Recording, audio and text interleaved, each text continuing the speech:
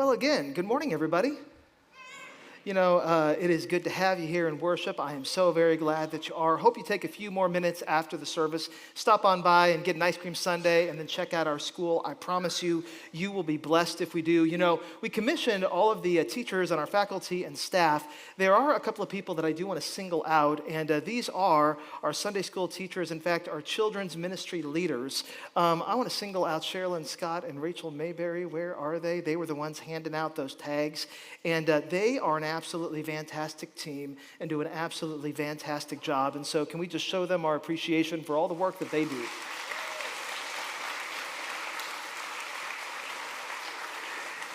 So in the children's message, we were talking about the Bible, and one of the things that we do at Zion here, both on the church side and on the school side, is that if you are a third grader and you do not have a Bible yet, we would love to give one to you. And so, if you want a Bible and you're in third grade or fourth grade or fifth grade or whatever grade and you don't have one yet, you can go find one of those two ladies or stop on by the welcome desk after the service today. Say, I want a Bible, and we got to do a couple of special things to it before we give it to you, but we promise that we will give it to you here in a few weeks. Just stop on by the welcome desk or go see one of those ladies, ask them for a Bible, and we will get you on the list for a gift that is going to become foundational for you your whole life through. So we'd love that for you. I want to begin this morning's message by showing you a picture. This is a picture up here on the screens of one of our nation's most famous founding fathers. Anybody know who this guy is? This is Benjamin Franklin, that is right. And Benjamin Franklin was kind of a high-powered dude. He was actually a diplomat to France, and he was one of the people who helped get France on our side during the Revolutionary War, which was key and critical to us winning the Revolutionary War, so that was kind of a big deal. He was also a pretty good scientist. He was the guy who did the experiment with the kite and lightning and learned a lot about electricity, and so he was super-duper smart that way. He was also an author. If you're a farmer, you may have heard of this before. He started publishing something called Poor Richard's Almanac. Any of the farmers in the room heard of that before? He was also a guy who liked to write about himself. And so, during the course of his life, he actually published his own autobiography. And because Ben Franklin was such an ambitious guy, he had a goal in life, and this was his goal. He wanted to perfect himself so that he could perfect his life. In fact, Benjamin Franklin writes about his journey to perfection in his autobiography. Here's what he did. He identified a list of 13 virtues. In fact, we'll throw up the 13 virtues up here on the screen. And he figured that if he could just become perfect in these 13 virtues, he could become perfect in his whole life. And Benjamin Franklin was a very methodical man, so here's what he did. He developed kind of a scorecard. He actually wrote the 13 virtues down the side of a sheet of paper, and then across the top of the sheet of paper, he wrote the days of the week: Monday, Tuesday, Wednesday, Thursday, Friday, Saturday, Sunday. And at the end of each day, he would look down the list of 13 virtues, and he would give himself a black mark for any virtue that he didn't quite live up to. And here was Benjamin Franklin's goal. He wanted to get to the end of the week with a perfectly blank sheet of paper, because he figured that a perfectly blank sheet of paper would mean a perfect score, which means that he had finally perfected his life and become a perfect man. You see, Benjamin Franklin was a master at something. Benjamin Franklin was a master at keeping score. And here's the thing, 250 years later, I don't think much has changed, because come on, be honest, in the 21st century, we are better at keeping score than ever. We keep score of everything. Think about your bank account, right? You keep score there. You watch the dollars in and you watch the dollars out. Think about your steps score on your Apple Watch. Ever since I've been using this thing, my Apple Watch has been yelling at me incessantly because I'm not getting the steps that it thinks I need to be getting. We keep score of our calories. We keep score of our macros. We keep score of so many things in our lives. We are a people and a society that is obsessed with keeping score, which is why today we're kicking off a brand new series at Zion called Keeping Score. And in this series, we're going to be asking a very simple, but I'll be honest, kind of an unsettling and maybe even a frustrating question to ourselves. And here's the question. In a society that is kind of obsessed with keeping score, that keeps score of everything, what if we didn't? Like, what if we stopped? Like, what if we made a decision to keep score? No more. Because we don't like to admit this, but we all kind of know this, right? There are some areas of our lives where keeping score doesn't really help us. It hurts us. Like if you keep score in your marriage, what he said and what she did, that's not going to be good for you. That's going to be bad for you and bad for your spouse too. That's not an area where you want to keep score. Or sometimes parents, if you have like an athlete for a kid, you keep score not only of your kid, but for your kid. You compare how many minutes they play in a game to how many minutes the other kid that you're kind of jealous of plays in the game. That's not going to be helpful for anyone. That's not a great way to keep score. So, again, what if we stopped? What if we decided to keep score no more? This morning, I want to take you back 2,000 years to an ancient Roman town. It's the town of Philippi. And just to kind of situate you here, here's a map up on the screen. Philippi was in northern Greece, and Philippi was one of the richest towns in the first century ancient Roman Empire. It was super affluent, had a lot of up-and-coming, very famous, very wealthy, very ambitious people. And because Philippi was so affluent, Philippi was actually an ancient Roman town that was absolutely obsessed with keeping score. And they were especially obsessed with keeping score professionally. They loved to polish their resume. They loved to write and rewrite their resume. And not only that, they loved to flaunt their resume because for them, their resume, what they had accomplished and achieved professionally, was a way for them to keep score, not only of themselves, but against other people and their scores too. In fact, resume polishing was such a big deal in first century Philippi that there were actually some people who literally, I'm not making this up, they would take their resumes and chisel them into stone. You guys have heard of LinkedIn before, which is where we flaunt our resumes today. This was like LinkedIn in limestone. I'm going to show you a picture, okay? You can still go to Philippi and see this to this day. This is a resume in stone of a famous guy from first century Philippi. His name is Gaius Vibius Cordus, and he literally chiseled his resume into stone. In fact, I'll read the inscription for you. Gaius Vibius Cordus, the son of Gaius of the Cornelian tribe, that's his family background, and then he gets into his resume polishing. He was a member of the Roman army. He started off as a soldier of the 5th Macedonian Legion until he got promoted. And then he became part of the cavalry decurion of the Ala Scubalorum. This was a junior officer in the Roman army. He commanded about 30 soldiers. And then he got promoted again, and he became a prefect of the 3rd Cyrenaican cohort. And this was a senior officer in the Roman army. He commanded about 5,000 soldiers. And then he got promoted again, and he became a military tribune of the 2nd Augustan Legion, where he would have commanded around 5,000 soldiers. Now, here's the funny thing about this big stone monument to this really famous Roman military guy. It keeps going, but over the years and centuries and millennia, the bottom of the resume has gotten worn away and washed out. And so his resume is even better than this, but this was normal in first century Philippi. People were obsessed with keeping score and flaunting their scores in front of others. Now, it's into this first century town of Philippi that one day a Christian missionary arrives. His name is Paul. And Paul, by the time he gets to Philippi, had kind of made a name for himself. He was a missionary who traveled all over the ancient Mediterranean world, and he would start churches in town after town after town after town.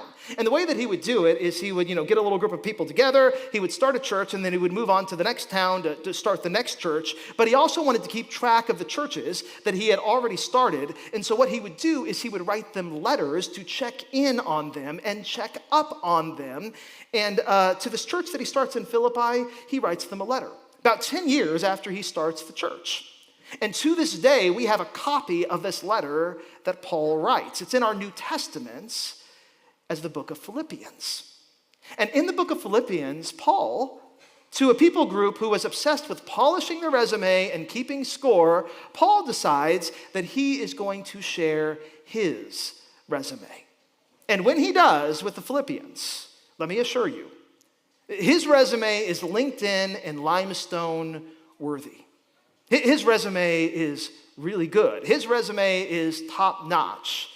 In fact, Paul says, his resume is unbeatable. Here's what Paul has to say about his resume, Philippians 3, beginning at verse 4.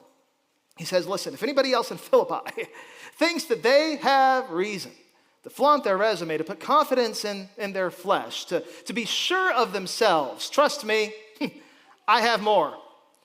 My resume is better. In fact, let me work through it with you, Paul says. We'll start here. I was circumcised on the 8th day. Now, Paul grew up in a very pious, very noble Jewish religious household, and circumcision was a very traditional Jewish rite of passage. Every Jewish boy would be circumcised on the 8th day, and this physical act was meant to express a spiritual reality, because the ancient Jews believed that every part of you, even the most personal and intimate parts of you, belonged to God, and circumcision, what was a physical symbol and representation of that closeness with God. And Paul says, listen, I was born into Judaism, and I went through the first rite and ritual that I should have gone through, and then I grew up. And I was part of the people of Israel, and not only that, I was part of the tribe of Benjamin. Now, when Paul mentions that he's part of the tribe of Benjamin, that's also kind of like a big Jewish flex, because the ancient nation of Israel was divided into 12 different tribes. And about 1,000 years before Paul writes this letter to the Philippians, the nation of Israel split in two. There was a northern section and a southern section. 10 tribes joined the northern section of Israel, and 2 tribes actually kind of stayed in the southern section of Israel. And over the years, it turned out that probably staying in the southern section was the better move. Because the southern section didn't have like perfect kings, but they probably had better kings than northern Israel. They also had the capital city of the nation of Israel, the city of Jerusalem. And the 2 tribes that stayed in the southern section were the tribes of Judah and Benjamin. And Paul says, hey, guess what? I'm part of that tribe. I'm part of the tribe that stayed on the right side of Israel. But Paul continues. He goes, this is what else you need to know about me. I'm a Hebrew, but I'm not just any old Hebrew. I'm a Hebrew of Hebrews. Now, part of the reason this is so important is that by the time you get to the first century, pretty much everybody in the ancient world spoke one language, the language of Greek. In fact, even Jews in the first century, a lot of them spoke the language of Greek because that's what everybody else spoke, even though Greek wasn't the Jewish mother tongue. Hebrew was the Jewish mother tongue. But as generations progressed, fewer and fewer Jews knew how to speak Hebrew. But Paul says, not me. I know Hebrew. I can translate it. I can read it. I can understand it. And this is really important because you know what the Jewish scriptures are written in? They're written in the language of Hebrew. And so Paul could read his Bible all day and all night, which turned him into a religious scholar. And this is the next part of his resume that Paul flaunts. It turned him into a Pharisee. Now, in the 21st century, we hear the term Pharisee and we kind of think boo, hiss, yuck, because Pharisees have a bad reputation. But in the first century, Pharisees had a stellar reputation. They were people who were known for understanding the Bible well and taking their faith seriously. They wanted to be people who lived very righteously, which is why Paul finishes off his resume by saying, when it comes to like my righteousness based on following laws in the Bible, like things like the 10 Commandments, doing right and avoiding wrong, here's how good I was. I was so good that I was faultless. In other words, if I would have gotten Benjamin Franklin's scorecard with all the virtues down the side and the days of the week on top, by the time I would have gotten to the end of the week, my card would have been absolutely blank. I would have had a perfectly clean slate. I would have been absolutely perfect. Because that's how good I was at keeping score, and that's how good I am at scoring high. How about you? Are you that good at keeping score too? You know, part of what makes Paul's resume polishing so interesting here is that this is a thoroughly Jewish resume, right? It's all about circumcision and being a Hebrew of Hebrews and what part of the nation of Israel you're from, what tribe you're from, the religious leaders that you're a part of, the Pharisees. But Philippi in the first century in northern Greece was actually one of the least Jewish cities that you could come by.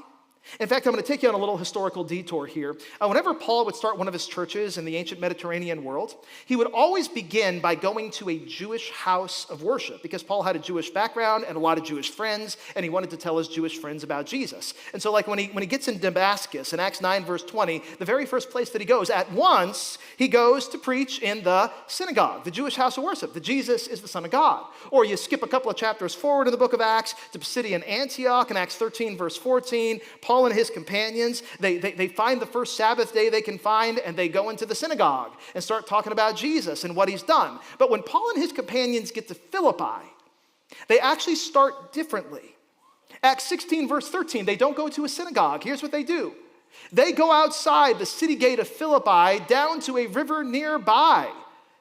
And they sit down by the river, and they begin to speak to a little group of women who had gathered there. Paul breaks his pattern. And here's why. It has to do with an old Jewish tradition called the minyan. The minyan is kind of like a quorum. It says that in order to have like a Jewish worship service in a synagogue, you need at least 10 Jewish men. But in the city of Philippi, it doesn't seem like there were even 10 Jewish men to have a synagogue service. So Paul just goes down to the river. Now here's the reason that's so important. To flaunt his thoroughly Jewish resume in a city that pretty much had no Jewish people would have been utterly unimpressive to everybody reading his letter or listening to his letter. They would have been much more impressed with Gaius Vibius Cordus and his Roman military resume, but that's actually part of the point. Part of Paul's point is this: it doesn't matter what culture you come from. You could come from a Jewish religious culture, and you could come from a Roman military culture. You could come from an urban culture, and you could come from a rural culture. You could come from a conservative culture, and you could come from a liberal culture. It doesn't matter what culture you come from. Every culture has a scorecard. Every culture is really good at keeping score. Which is why what Paul says next is incredibly shocking. Because the guy who's really good at keeping score and scoring high, this is what he says about the score that he's obtained. Philippians 3, verse 7, whatever were gains to me, whatever my highest score was, I've wiped it away. I've decided to count it as a loss. I've decided that my high score doesn't matter. I've decided that I'm going to keep score no more. Now here's the question we need to wrestle to the ground. Why? I mean, Paul was really good at keeping score and scoring high. Don't you want to show that off? Why would Paul completely erase his score? It's because Paul knows something about keeping score. Keeping score, even if we don't want to admit it, in some instances can be damaging and dangerous. Let me give you 2 reasons why keeping score can be damaging and dangerous. Here's the first reason. Keeping score has a funny way of creating a whole bunch of rivals. Keeping score has a funny way of creating a whole bunch of rivals. Let me prove it to you, okay? All I have to do at the beginning of college football season is make this symbol and say, hook 'em horns. And I can make the blood pressure of about half the people in this room spike right now.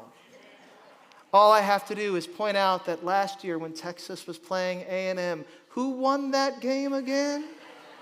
And I can make a bunch of enemies in this room right now. Keeping score has a funny way of producing big rivals. And this was true of Paul too. In fact, I skipped over a line in Paul's resume earlier when we were reading through it. Here's the line I skipped over, Philippians 3, verse 6, as Paul is detailing his resume. He says, listen, I was so zealous as like a Jewish religious leader, as someone who was circumcised, as a Hebrew of Hebrews, as part of the tribe of Benjamin. One of the things that I did was I started persecuting people in the church. And when Paul says he started persecuting people in the church, like he was being serious. He not only started persecuting people in the church, he started participating in the murders of people in the church. The very first Christian martyr in history, a guy named Stephen. And in Acts 8, verse 1, we get this little historical footnote that says that Paul was right there, and as people were killing Stephen, Paul was cheering them on and approving of their killing of him. And here's why. Paul saw the Christian church, and he saw the Christian church gaining members and spreading out across the world. And he saw the Christian church's gains as his Jewish religious loss. He saw the Christian church's high score as a big threat to his score, and so he tried to neutralize the threat because he saw the church as his big rival. That's what happens when you keep score. Sometimes your rivalry, in Paul's case, turns deadly. You ever watch somebody else's score and it makes you just a little envious? It makes you just a little rivalrous of somebody else? You know, like in sibling rivalry, right? Mom and dad always loved them more than they loved me. We can do that. Or you look at the neighbor down the street, you know, the one with the nicer truck and the newer boat, the cleaner house. Feel a little bit jealous? By the way, pastors aren't immune from this. Pastors do this too. We look at the churches down the street with more attendance, more cash, more whatever. Everybody does it. So what if we stopped? You know, in another letter that Paul writes to a church at Galatia, which was in northern Turkey, Paul says this. It's a great line. Galatians 6, verse 4, he says, listen, each one of you should actually test your own actions. And here's the reason I love this line, okay? When you take a test, at the end of the test, what do you always get? You always get a score. And so there are some times, in some instances, where keeping score is fine. There are sometimes some instances where you got to do it. If you're trying to lose a little bit of weight, right? You got to keep score of the calories. And that's fine. That just provides you with data that you need to do better. But then Paul adds this line. If you test your own actions, you should do it without comparing yourself to someone else. Because that's when your data turns into a vendetta against somebody else. And that's dangerous stuff. Keeping score has a funny way of producing rivals. But then here's the second reason that keeping score can be dangerous and damaging. It's this: keeping score eventually always defeats you. Keeping score, if you're a big scorekeeper, it eventually always defeats you. You guys know this. There are two sides to every score. There's a winning side and there's a losing side. There's a successful side and there's a failing side. There's the thrill of victory. And then there's the agony of, anybody know? Defeat. And what you will find if you're a big scorekeeper is that you will come out on the losing side. You will come out on the agony of defeat side more than what you care to admit. You know, Benjamin Franklin, when he set up his little scorecard with his 13 virtues and days of the week, he did this thing where he would get to the end of every day, and for every virtue that he didn't keep, he would put a little black mark by that virtue. And he just wanted to make it through 1 week with a perfectly clean scorecard with no black marks. He was never able to do it. In fact, he finally has to admit as much in his autobiography. This is my favorite line from his autobiography. I was surprised to find myself so much full of faults than I had ever first imagined. Can you identify with that?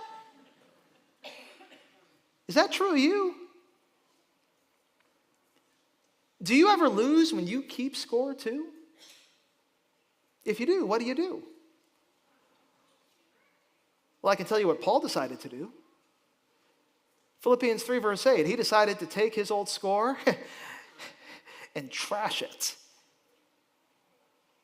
He said, hey, listen, all my old scorekeeping ways, even though I was a high-scoring dude, I consider that old score of my old Jewish ways, I consider that to be complete garbage. And I'll do a little bit of technical work here for you. The New Testament written in Greek, because that's the language that everybody spoke in the first century. And the Greek word for garbage here, when Paul says, I consider all my old scores garbage, is the word skibalon. Made up of two different parts, balo, which is a Greek verb that means to throw something, and then skion, which is a Greek word for dogs. And so, Paul says, I'm taking my old score, and I'm literally throwing it away. I'm throwing it to the dogs. In fact, he continues back in Philippians 3, I no longer am worried about obtaining a righteousness, a high religious score on my own that comes through me just following a bunch of rules and regulations and doing very well at religion. I no longer keep score that way. Instead, that church that I once persecuted, well, I'm now starting churches.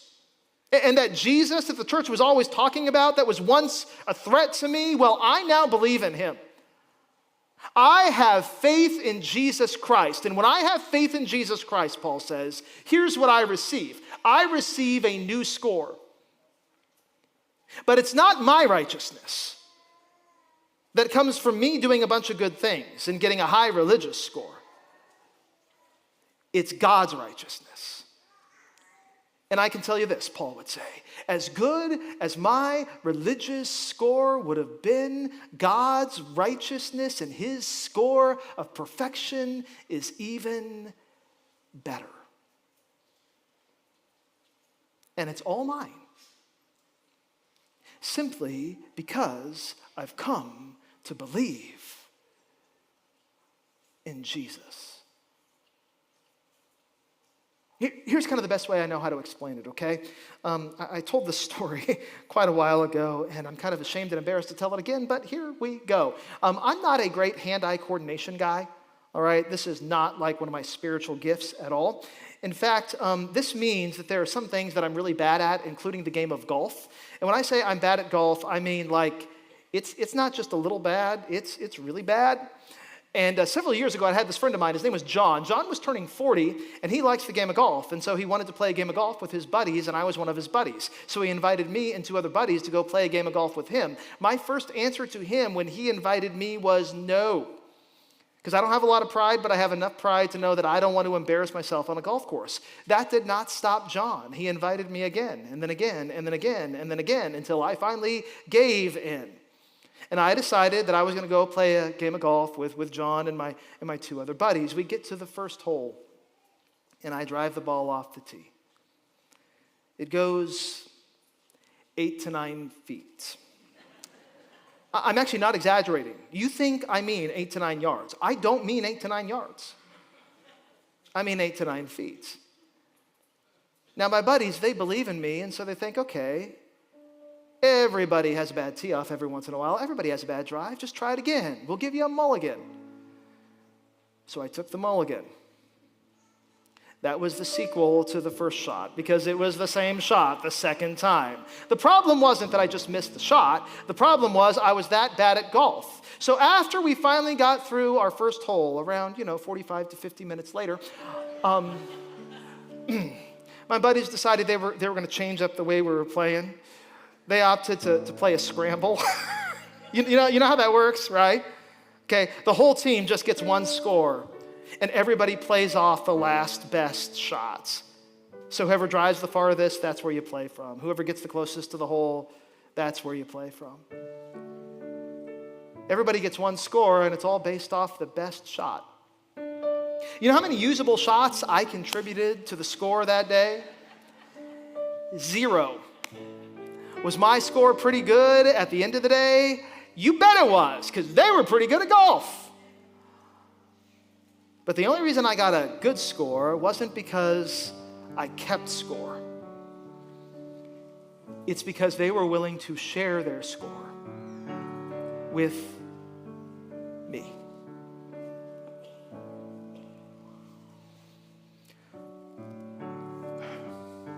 Listen. It's so tempting to keep score, especially if you're good at it, especially if you score high. But eventually you're going to come down on the losing side of that deal. Eventually you're going to be defeated by your own scorekeeping. Which is why, here's one of the most important things I can tell you about Jesus. Jesus isn't interested in scorekeeping. Jesus is interested in score sharing. And he wants to share his score with you. And so come on, look at it this way, okay? I don't care how high your score is. The theology question 101, is Jesus' score higher? Yes, it always is. So, take the better score. Believe in the one who wants to share his perfection, his righteousness, his holiness, his love, his mercy, his grace, his faithfulness, his everything with you. Because with Jesus, you can keep score. No more. In fact, can I challenge you on something? Can I give you a little homework assignment? Yeah, sermons come with homework assignments now. School's back in session, okay? So here's your homework assignment. Pick a score that's really important to you. Pick a score that you know is a little too important to you. What is it? That number in your investment portfolio, you check it every day or every hour or sometimes every half hour, and when the stock market goes up, you feel great. When the stock market goes down, you kind of crater. Is that the score that's a little too important to you?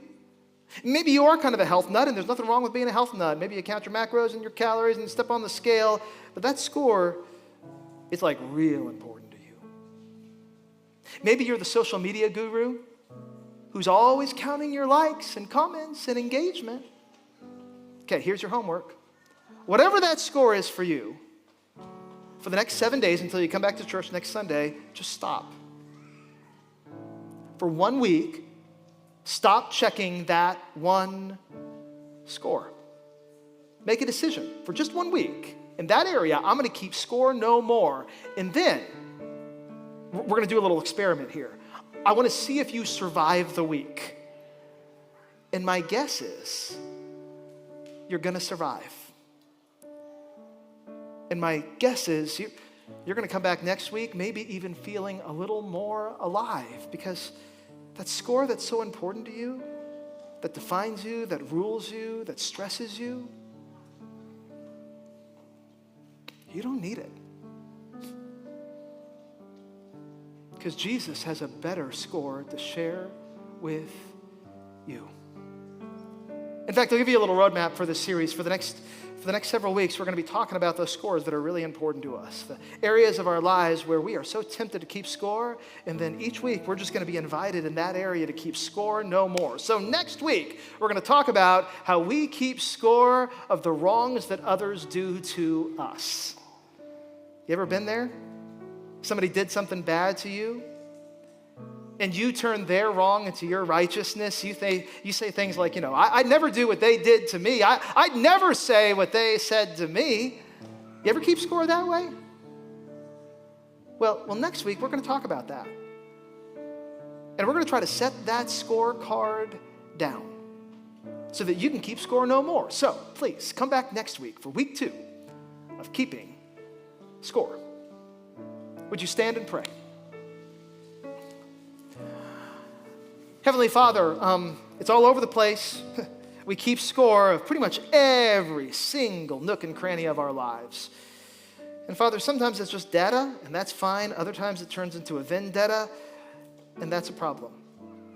Other times the score stresses us, wears us down, creates a burden, defines us in a way that we don't need to be defined. And so, Father, for all those scores, may we trade them for the score of your Son and all that he has done on a cross for us, and we ask it in the matchless name of Jesus. Amen. Now, as you leave this place, just go knowing this: you have the best score ever. I mean, if you're a scorekeeper, you got the scorecard of God because of Jesus. And because you have his scorecard, you're blessed. The Lord bless you and keep you. The Lord make his face shine on you and be gracious unto you. The Lord lift up his countenance on you and give you his peace. And now take that perfect score of Jesus, share it with the world, and when you do, you will shine like stars in the universe as you hold out God's word of life. Amen. Have a great week, everybody. God bless you.